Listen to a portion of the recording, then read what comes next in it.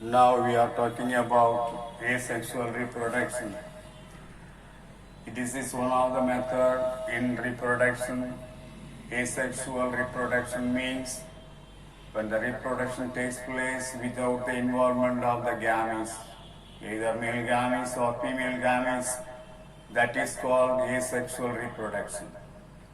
In the lower group organism, a number of asexual reproduction we have seen by conidia, by budding, by gemme, by fragmentation, by regeneration method, by binary fission method. These are all the familiar methods in asexual reproduction of lower group organism. Now we will see about asexual reproduction takes place in higher plants.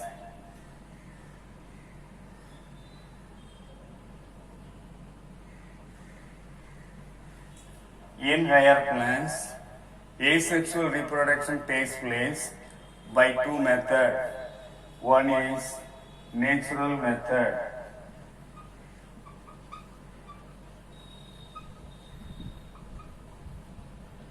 Second one is artificial.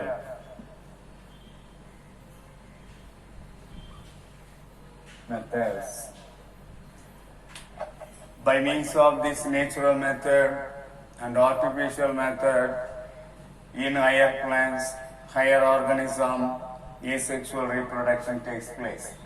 First, you will see about natural methods of vegetative reproduction or asexual reproduction.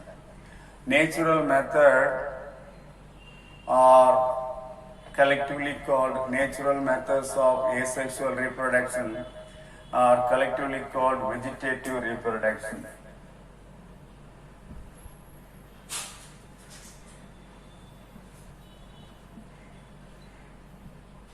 Vegetative natural method of reproduction.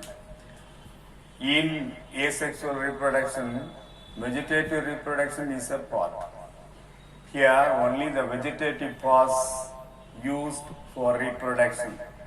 In the case of plants, if you take vegetative parts means root, stem and leaves.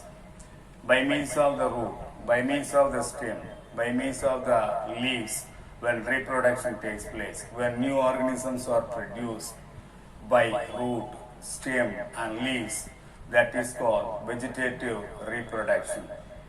In the vegetative reproduction, buds are mainly involved.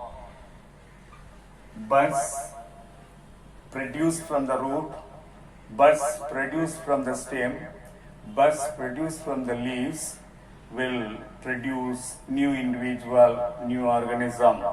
So buds play a vital role in vegetative reproduction. Buds are the growing points surrounded by protective scale leaves, have compressed axis with young leaves which are closed and crowded. At some stages, buds grow into new plants and they detached from the parent plant to develop into new plants. In 11th standard, you have studied a number of buds. Mainly, buds are produced at the tip of the shoot and at the axil of the leaf. At the axil of every leaf, you can see axillary bud. The bud grow into a new plant later. Some of the organs involved in the vegetative reproduction serve as organs of storage and perennation. Say for example, in the case of underground stem, the part of the stem, say for example, a potato or ginger you take, that is the underground part of the plant, underground stem, modified underground stem. In these underground stem, either in the potato or in the ginger, food materials are stored in plenty for later use. And they are acting as a perennating organ. Perennating means it's the ability of an organism to survive from germinating season to the next season.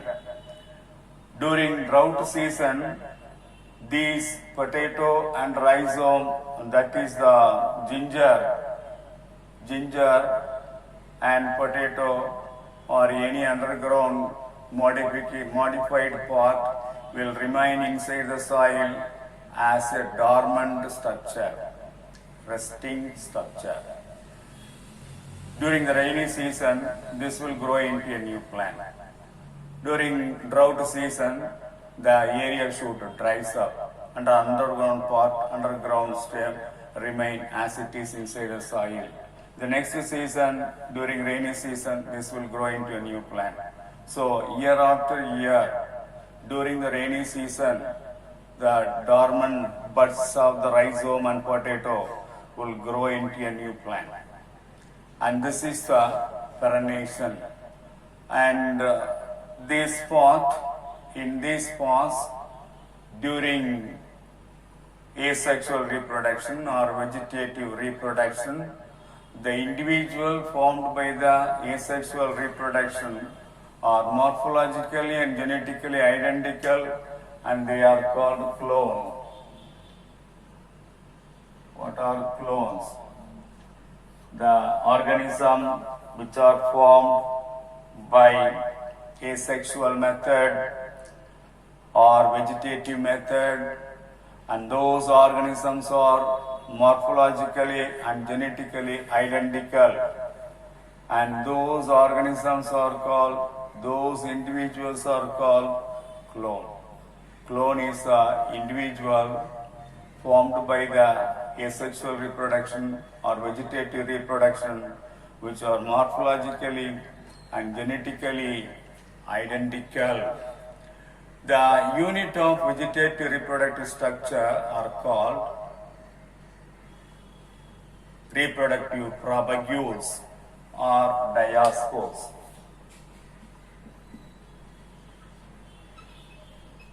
Diaspores are reproductive propagules.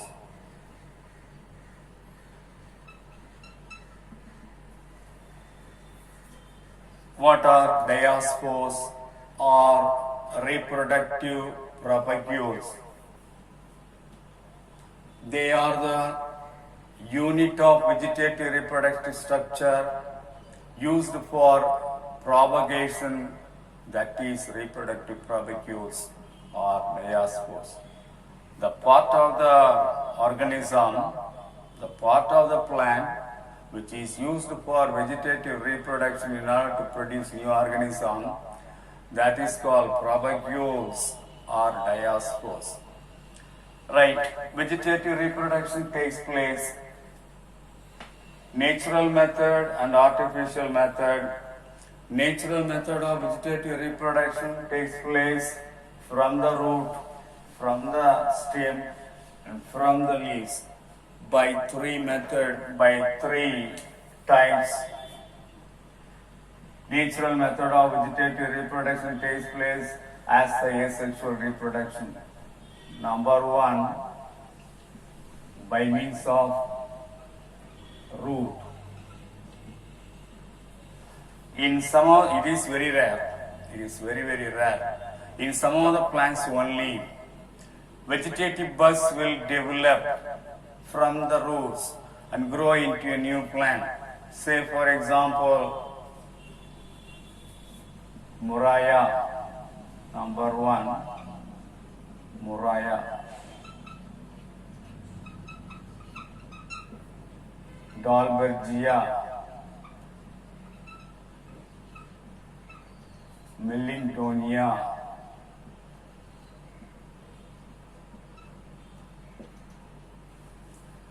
in these plants, mainly from the roots, buds will be produced, adventitious buds. What are adventitious buds? I told you, terminal bud and axillary bud. Apart from the terminal bud and axillary bud, when buds are produced from any part of the plant, that is called adventitious buds. In these three plants, not only these three plants, some other plants from the root, buds will be produced, and those root buds grow into a new plant later.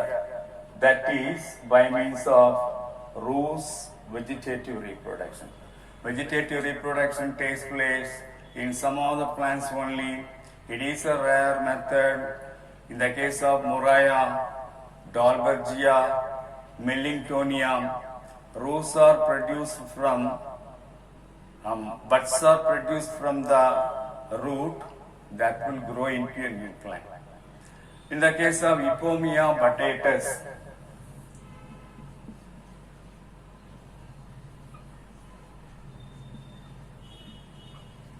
in Epomia batatus and also in Dahlia, tuberous roots are produced. From the tuberous roots. What are tuberous roots? When a root produces plenty of food materials are stored in the root. Such a root is called a tuberous root.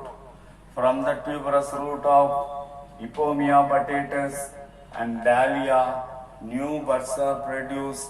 Those vegetative buds grow into a new organism. That is the tuberous advantageous root which develop vegetative buds and store food material as far as Epomia batatus and Dahlia are concerned. Buds after maturity detach from the parent plant and grow into a new plants under suitable condition. When the buds are placed in the suitable soil condition, that will grow into a new plant. So that is about vegetative reproduction, natural vegetative reproduction as far as roots are concerned.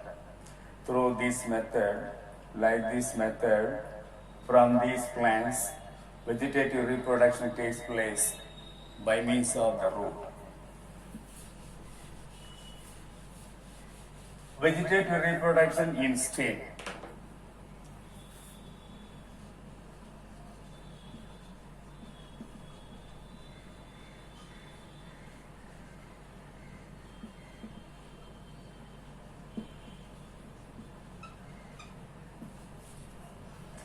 In some other plants, stem also involved in order to produce new organism. Stem also involved in vegetative reproduction. Stem is the aerial part of the plant seen above the soil. Based on the nature of the stem, there are three types classified. We have studied in detail about it in the 11th standard. Number one, aerial stem. Stem is of three types. Aerial stem, underground stem,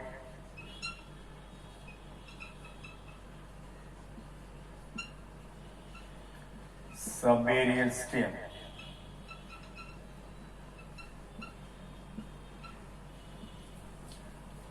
Aerial stem means when the stem is seen above the soil, that is the aerial stem.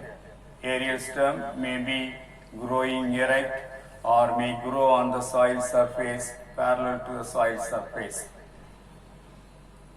Underground stem, when the stem in some of the plant, stem also seen inside the soil will be pale yellow in color or brown in color, just like that of the root. Such a stem which is seen inside the soil, beneath the soil, below the soil, that is the underground stem. Third one is subaerial stem. In some cases, stem seen just above the soil and just below the soil, that is called subaerial stem. First, we will say about underground stem. Mainly, underground stem is involved in natural vegetative reproduction. Vegetative reproduction takes place mostly in underground stem.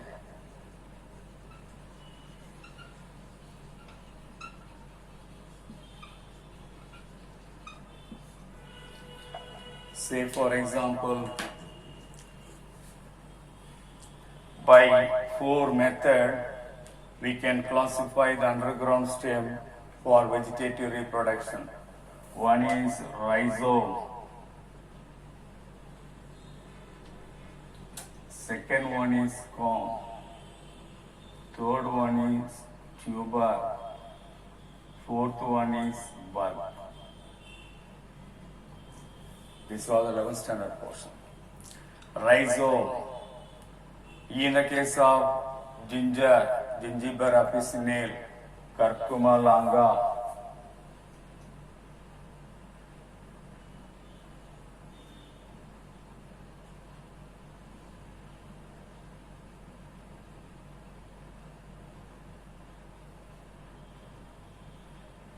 Musa paradisiaca,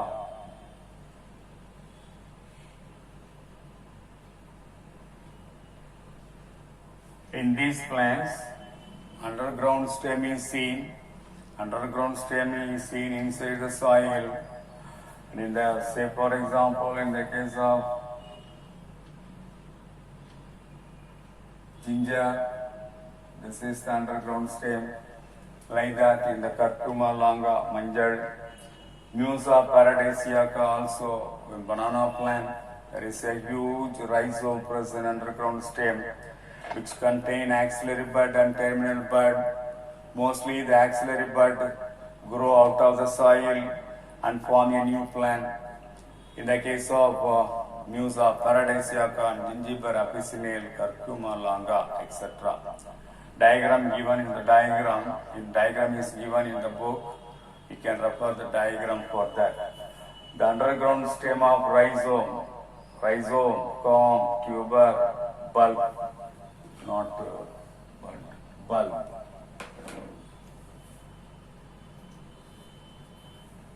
They are considered as underground stem because of the presence of node and internode, axillary buds and terminal bud, and they produce adventitious rows, they produce scale leaves. Since they produce scale leaves, since they contain nodes and internodes, since they produce adventitious buds, they are considered as the underground stem. They are stout, fleshy, store plenty of food material for later use. If you cut rhizome of ginger or corm, that is Musa paradisiaca or Curcuma longa, cut into pieces and planted in the moist soil, each piece will grow into a new thallus, new plant. That is natural vegetative reproduction as far as underground stem of rhizome is concerned. Here, this is the rhizome of ginger.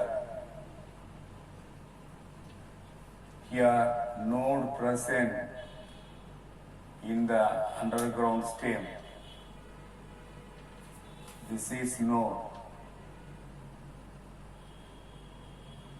Internode.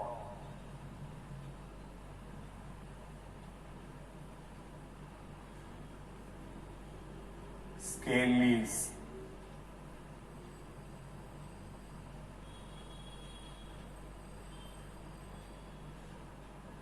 Axillary bud.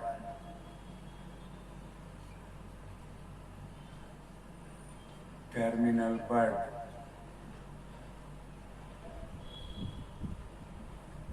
Adventitious root.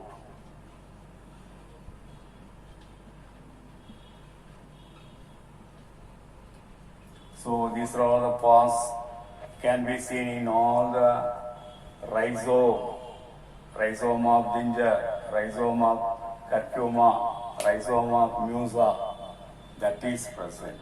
So this is the very good vegetative reproductive structure which produce new individual by means of natural method. The second one is corm. As far as corm is concerned, Amorphophallus, example, Amorphophallus, phallus, colocasia. These two are the example for corn. These rhizome will grow horizontally inside the soil, but the corm will grow vertically inside the soil. This is the corm. Like that of rhizome, the corm also contains node and internode, scale leaves, adventitious roots,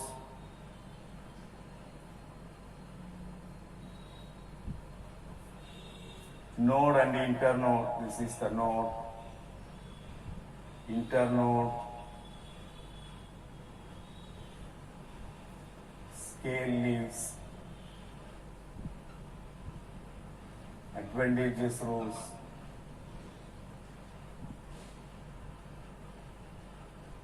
Just like that of the rhizome, corm also stout and fleshy due to the presence of stored food material. They contain node and internode, terminal bud,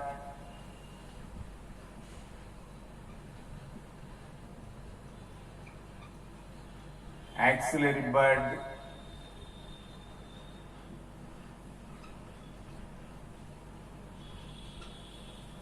the axillary bud of the corm grow into a new individual. That is the amorphophallus, corm of amorphophallus, corm of colocasia. Now we pass on to the tuber.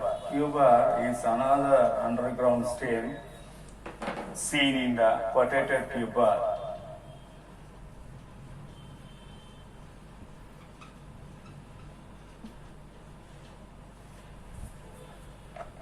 In the case of Solanum tuberosum, it's a botanical name, Solanum tuberosum. This is potato. Potato contains node and internode like that of the corm, rhizome, etc. Axillary buds, terminal bud,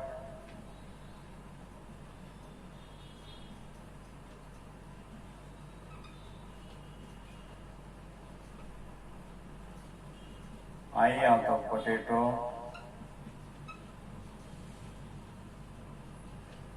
the place of the potato which contain axillary bud surrounded by scale leaves, that is called eye of the potato. The potato